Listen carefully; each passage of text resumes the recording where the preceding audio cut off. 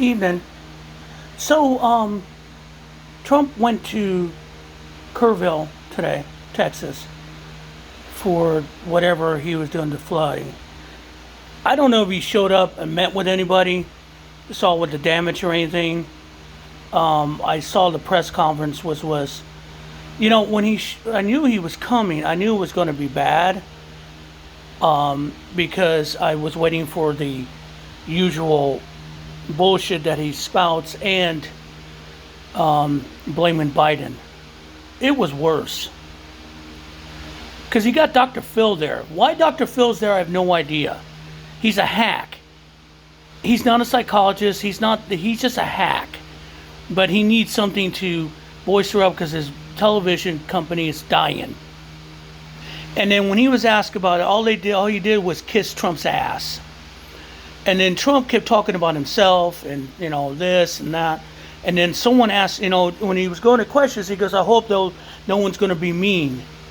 And a local Texas reporter asked her, hey, there's some questions about response and about preparedness. What's your opinion? And Trump just said, that is a lie, basically, and you're evil for saying it. Because families are asking. Well, what do you expect? Trump doesn't want to be there. You look at him, he's sick looking, horrible looking.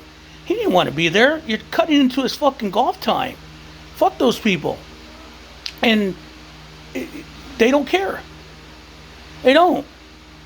None of them care. Not even fucking Abbott cares. He'd rather be somewhere else, consolidating power. See, again, as I said over and over again, to vote Republicans court death. They don't care about you. But let's side note this a minute. As I've worked in a factory for all my life, majority of my life, whenever there was something that happened, an accident, something that cost money or damaged equipment or hurt somebody, we would have to break it down to see what happened so it wouldn't happen again. There was something called the fishbone, where you have the incident, but then you want to look in and see what was the body of what happened.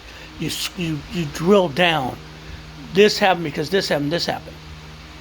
To find out what happened there in Kerrville, you have to go back to 2022, where the infrastructure bill was passed, and the Biden administration, as part of their rural support for internet and all that, Kerrville was designated $10 million for upgrades to the warning system, sirens, all that. But the people didn't want it. There are videos of people voting to take that money, saying that no, and they went through every motherfucking conspiracy to think of. Biden will control you. Biden will this. Biden will that. We don't need it. We're Texans. We're safe. Yeah. Guess what? When they get said and done and clear through the debris, there's going to be close to 250, maybe 300 people who passed away. How many a percentage of those people would have been saved if you people wouldn't got off your goddamn conspiracy theories and your stupid tribalism to do the right thing? There is an episode of the new Star Trek Strange New Worlds in the beginning season, the first episode, where the security chief, they were talking about watching these people about ready to kill themselves. Excuse me. The planet had gotten a hold of technology they shouldn't have from the Federation accidentally. Enough to make a bomb, a warp bomb. Basically, setting off a bomb that would create a warp hole in the middle of your planet, wiping it off existence. Why? Because they were in the middle of a civil war between two factions for decades. And they didn't want to talk, they wanted to be right. And they just basically were arguing over stupidity. And they're watching this argument above in the ship, and they're saying, why don't they get it? And the security officer says, because they don't believe it's going to happen to them. And the Captain Pike looks at her and goes, why? She said, when they were prisoners of the Gorn, now look it up, you know, Basically, and one by one, they were being executed, used literally to create their children. He goes, the people that didn't survive did not think they were going to die and acted as if they weren't going to die and did not act to defend themselves. And she said it was always disheartening. It was amazing how many were still surprised when they died.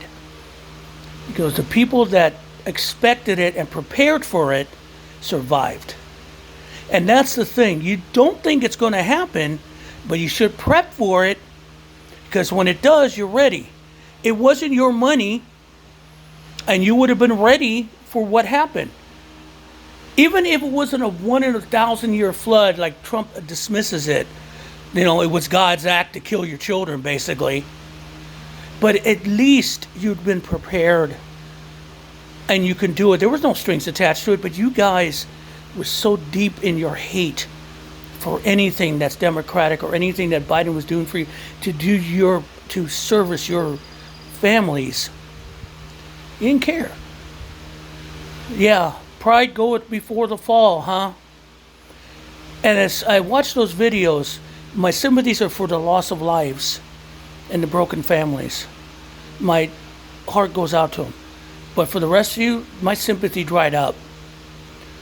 Because, from someone who works in the insurance business, and I was a lawyer, if there was lawyers who would do liability, they'd be suing your asses left, right, and indifferent, the county. I hope they do. Because all they have to do is drag those videotapes in showing the vote, and your county is going to go fucking bankrupt. That is a gold mine for litigation, because you all fucked up and cost a lot of lives that you shouldn't have.